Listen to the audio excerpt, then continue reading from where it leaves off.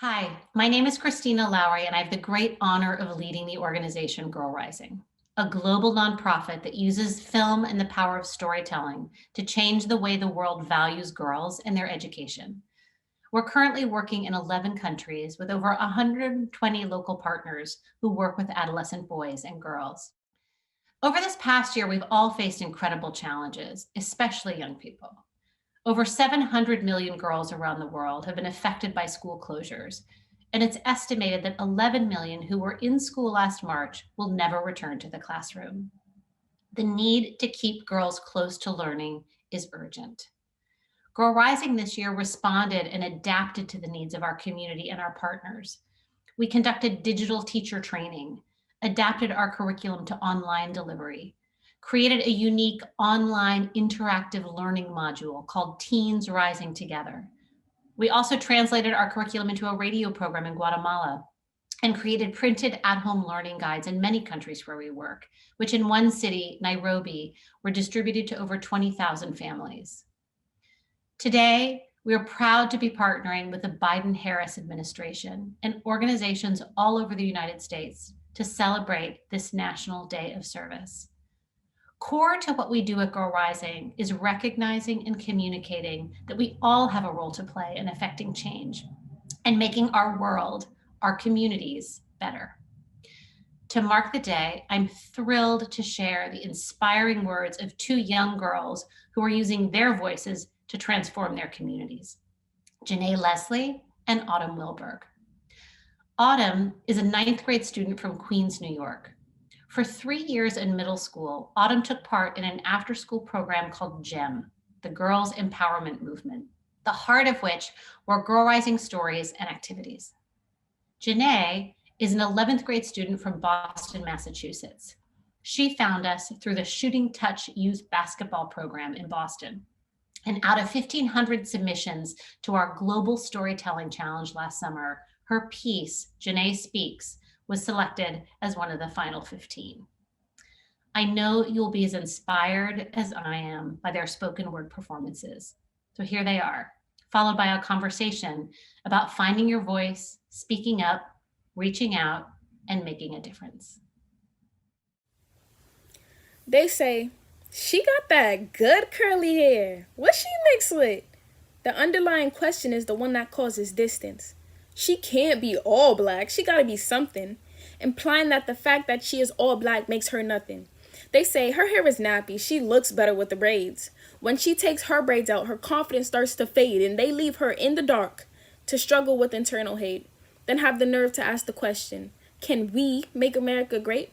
Forget me not, this perennial dwells in the shade, so even in the dark, especially in the dark, she is not afraid.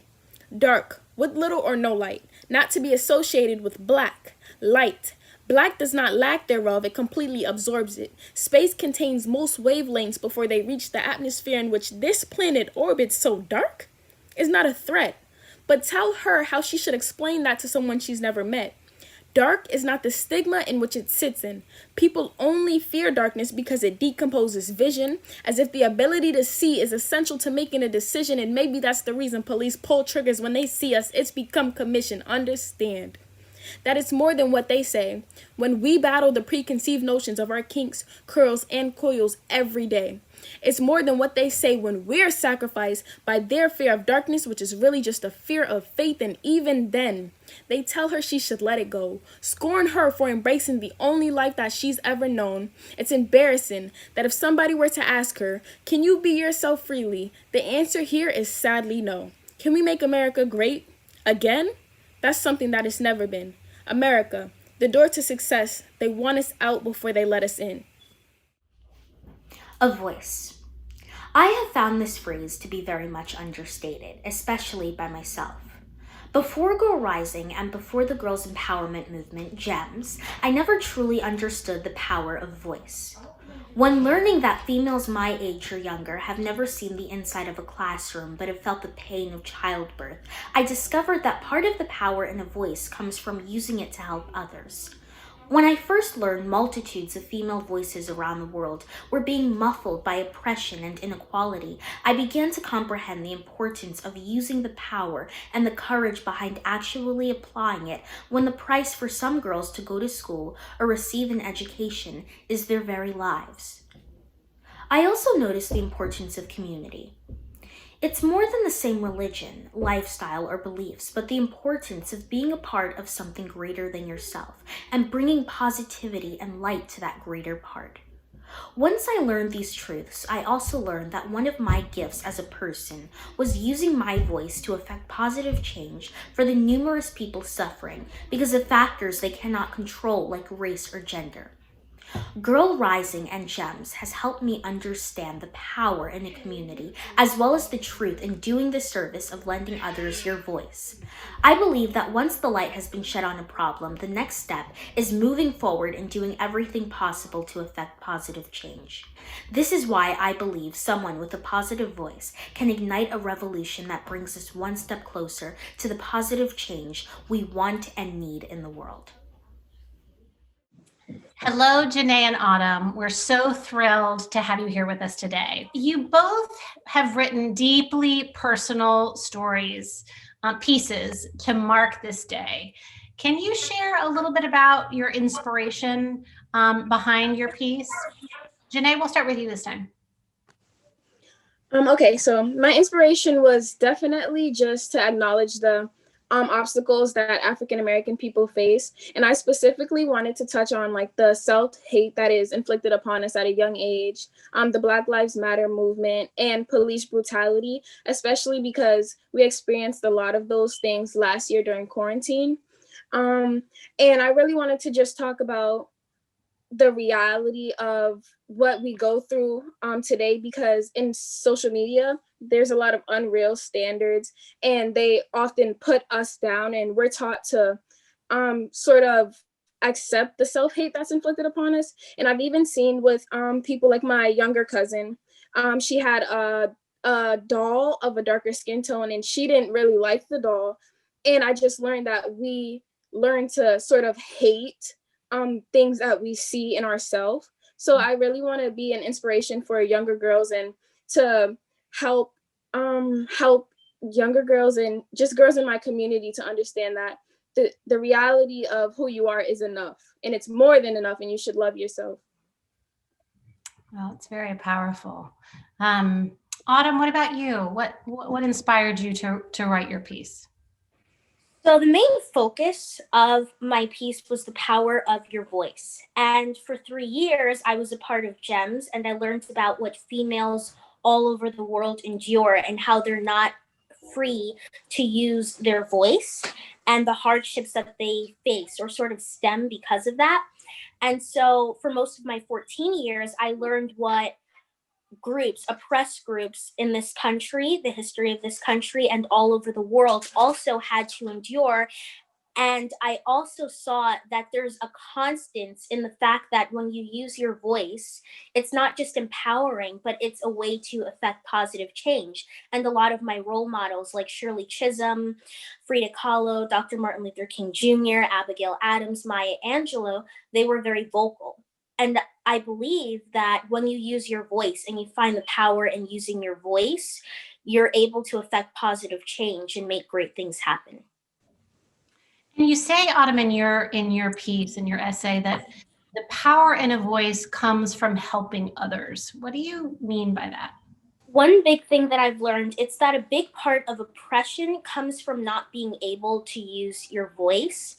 From Girl Rising, you learn that in a lot of these places, females are not a very big part of society.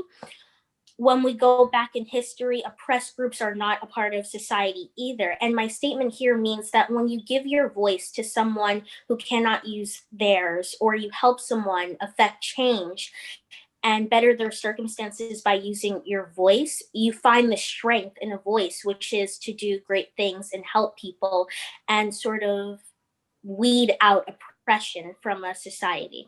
And today, I'm just curious if what Autumn is saying resonates with you as well. You write so powerfully about race and gender and identity, and you use your voice to talk about these issues in such an unfiltered way. So I'd love to know if what Autumn is saying resonates with you, and then also what inspires you as a young woman to speak out and use your voice. What Autumn's saying definitely resonates with me. And I feel like I'm learning to use my voice. And when I use my voice, I give a voice to others. And I see so much in my community that when younger girls that are looking up to me see me speak, it kind of evokes in them this motivation to use their voice also. So I see that impact in my like little impacts that I have on whether it's someone younger or someone older. That impact kind of keeps like traveling to the next person, and that sort of awareness, that knowledge, and that positivity spreads. And I think especially at a time where it's so easy to feel as if you're alone or to sort of isolate yourself, specifically being like in quarantine, I think the little things that you do now, or whether it's just asking someone how they're doing, or just checking on someone in the little ways that you can really makes a big change now, because people are really feeling alone. So just letting people know that regardless of what you're going through, or regardless of how you feel about yourself, as I said before, you are enough, your voice is enough, and take your time. When you're ready to use that voice, you have the time to use it, and you have the platform. Yeah, I mean, I think you both speak to so much of what we at Girl Rising believe in too. And Janae, I think when you talk about the things that you talk about in the way you talk about them, giving voice to issues and feelings that other people might not have the courage to voice, that very act that you're doing. And Autumn, you've spoken about it in terms of speaking about what happens to women and girls around the world, kind of opens up, breaks the silence, like breaks this cone of silence. And your voices are sort of contagious in the best sense of the word, right? That other people can catch on and feel empowered to share their voice. I'm curious, Janae, have you had other young women who hear your spoken word performances say anything to you, or come up to you and talk about what that means to them or how it's affected them? Actually, I have, and this was through my basketball team, Shooting Touch. I did like a mentor program, and it was just like a few of the older girls, and we would like go on Zooms with the younger girls, and I had like my own mentee, and we kind of she was more shy, and I'm like outgoing, so I didn't want to overwhelm her. So I had to figure out ways to like communicate, not only through my spoken word or my raps. She liked drawing, so I had to kind of accommodate and, work with her to figure out a different way of communication, because it's not the same for everyone. And she would listen to me and love the rhythm, love the way I sound, love the words, but that's just not what she liked to do. So I kind of had to like integrate like different art forms and like working to communicate with people in other ways than what I'm comfortable with. I kind of have to step out of my comfort zone with wanting to like inspire young girls. That's great. And Autumn, I know you came through multiple years, right? 6th, 7th, and 8th grade, participating in the girls' empowerment movement. And now you're in 9th grade. When you look back, or when you think about the 6th graders, or as you were moving through, did you have any younger people talk to you about your confidence and how you speak out and your interest in these issues? Okay, so the first Girl Rising event that I ever went to, I had to prepare for that. And Miss Semper thought it would be a great idea for me to prepare by speaking about reciting what I was going to say in front of a group of people. And so we went to this class of 3rd graders, and I gave my piece. I spoke about it. And what was so interesting was that they were also working as part of their curriculum on a place in Afghanistan, and they were talking about the oppression that happens with females there. And they were so interested and they were so taken with my ability to speak about it as well as my interest in it. And I was so taken with their interest in it, even though it was a part of their work, that they were so passionate about it. And to me, that was beautiful. And the only other time I could think of, although it wasn't necessarily about females, it was about the other community that I'm a part of, the people of color community. I wrote this poem about it. And at the end of the poem, a lot of the females in my class, they liked it a lot. And one of them, she's very into poetry and she enjoyed it a lot. And she was surprised that I was passionate in it. And we actually became friends because of that. So yeah, it was connecting. Well, that's great. I think you're both really powerful role models to those around you, and both older and younger and the same age. I want to ask, there's so much turbulence around us. There's so much division in our country right now. What change do you want to see in your communities? And do you see yourselves having a role in that? Autumn, you want to start with you? Okay. So to start off, I would say that I'm a part of two communities, the female community and of course the people of color community. And a major overall issue that I see in both of those communities, it's inequality. And I would say that the biggest change that I would want to see steps taken to eradicate inequality. And I know that that's probably not going to happen in my lifetime, but I would definitely be a strong part in taking initiative. Like Girl Rising takes initiative in the female community in eradicating inequality. And I, of course, when even starting now, my job, I feel, in my community is to start pushing for equality and doing things that advocate for it in both of my communities. And what about you, Janae? I definitely want to work more specifically in my community. And I think like the future really starts with what we teach the younger generations and teach the kids. So I want to see teachers and schools and just the community itself invest more into our younger kids. And I think when I was growing up, like in elementary school, I wasn't exposed to a lot of work fields. Like I didn't understand how people created like their own brands or their own businesses. So I think having opportunities for whether it's little kids in the community or teens in the community to see that if you're creative and you want to turn your art form into a business or whatever the case may be, your art form, your writing, maybe you like math, ways that you can go about turning that into a business and creating generational wealth for your family that comes after you. And even now, especially during quarantine, I'm seeing that a lot of people have turned their talents into businesses and really working on themselves, like maintaining their own peace as well as really just developing their mental. So I think that part of it is just so important because now I have like my own like t-shirt company and I've learned how to print my own t-shirts. I've learned how to do hair and that was just off of YouTube. But I think if adults and older people in the community took kids as serious as they should be taken, then there could be a lot more successful futures and higher college rates, like better graduation rates. So I think just investing in the youth is very more important than people think it is. Yeah, it's a very good point. And do you talk to people, to your peers and those that are younger about the things that you're finding out about and about like building your business and the t-shirt company? Definitely.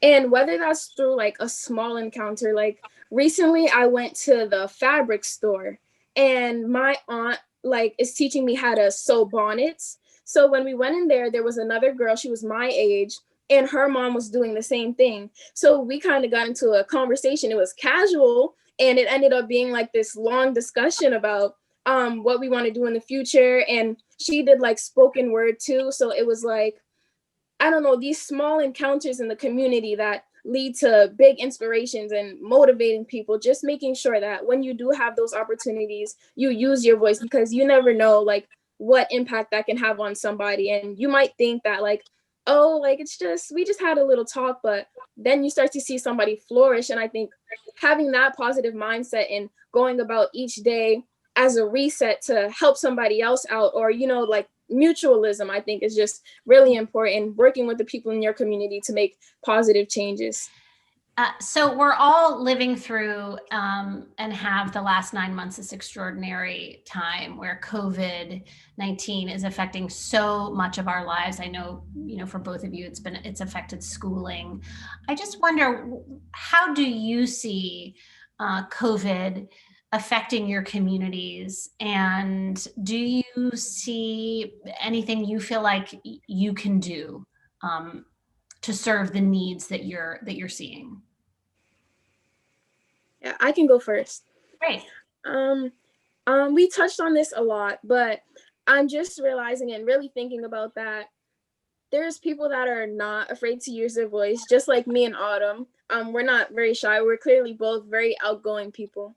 But I think even being outgoing, you really have to take the time to reach out to people and listen a lot more than you're speaking, especially at a time where like I said, people are isolated, people are feeling alone, and there's not a lot of people that are willing to speak up because they may not have enough courage built up yet, or they may be scared to sort of open up when they're feeling alone.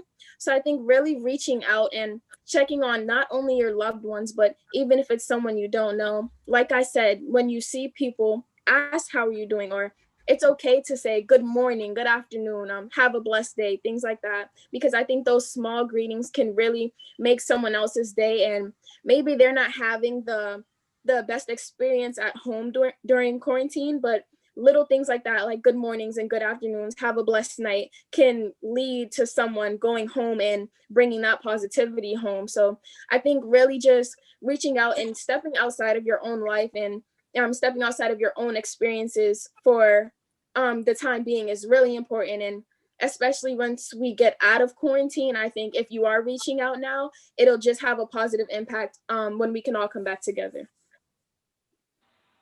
Yeah. And what about you, Autumn?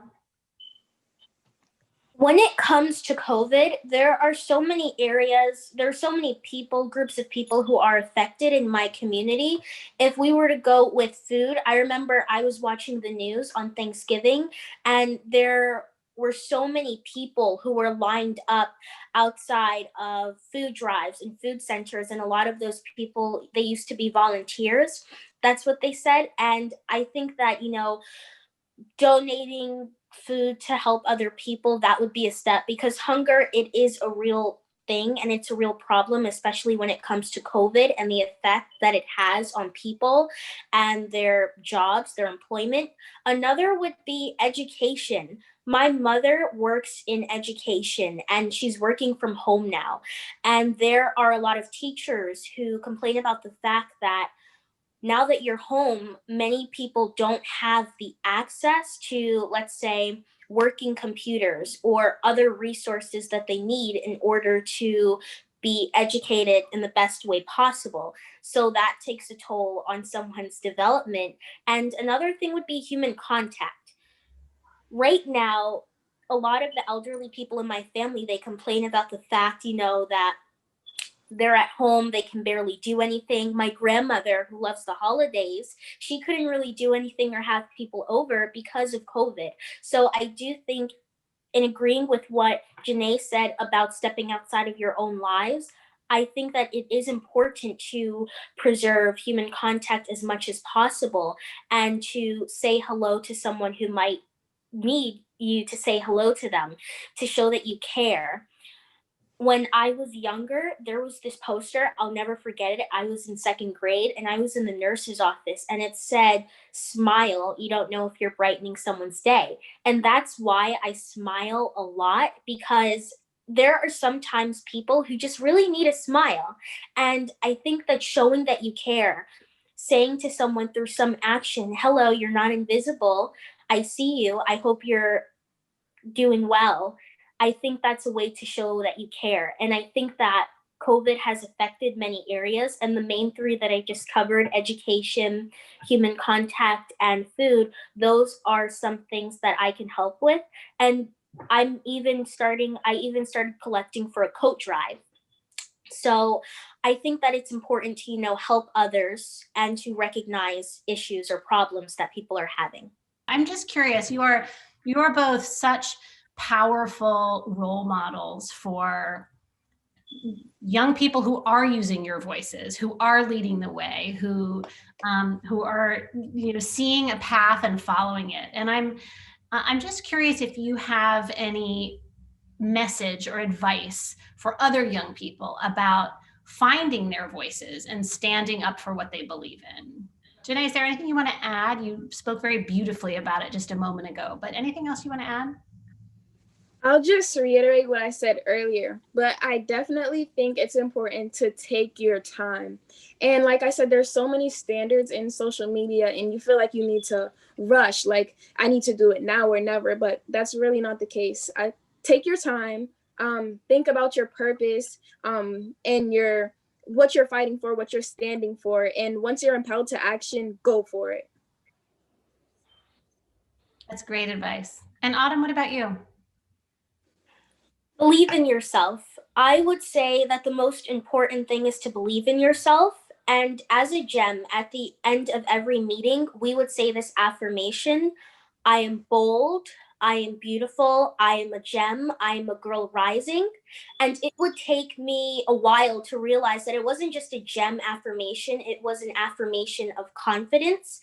And I believe that in order for you to find your voice, utilize it to the best of your abilities, stand up for what you believe in, and most importantly, for you to passionately believe in something, you have to first believe in yourself, because it's true when they say that it starts with you. So my advice to the young people, to people who are finding their voices, to people who are looking to stand up for what they believe in passionately and with courage, is to first believe in themselves. Well, incredibly well stated. I don't think I could summarize any better. I guess the last thing I'll say, reflecting on what you both just said, is I do think it can be daunting to think about, and probably because of the on social media, it seems like everybody's really great at using their voice. And so people are afraid to try. And I certainly know in my own life and career, just practicing and starting with the small steps can help you believe in yourself and can help it not feel like such a steep mountain to climb. That everybody, we all in some ways, are trying to find our voice and develop our voice and stand up for what we believe in. And as you practice, right, it gets easier and easier, and you kind of give yourself confidence as you go.